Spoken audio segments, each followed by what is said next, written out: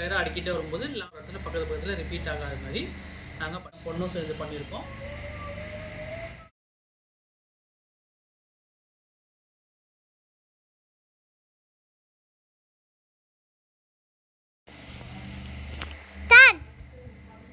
என்ன சொல்லணும்?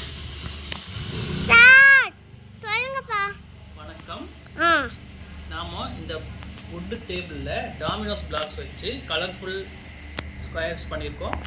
முதல்ல வந்து டாமினோஸ் வச்சு அவுட்டரில் அடுக்கணும். அதுக்கப்புறம் உள்ள ஒவ்வொரு லேயராக அடிக்கிட்டே வரணும்.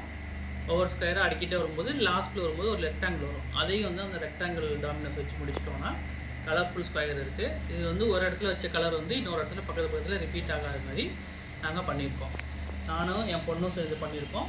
உங்களுக்கு பிடிச்சிருந்தா லைக் பண்ணுங்கள், ஷேர் பண்ணுங்கள், கமெண்ட் பண்ணுங்கள்.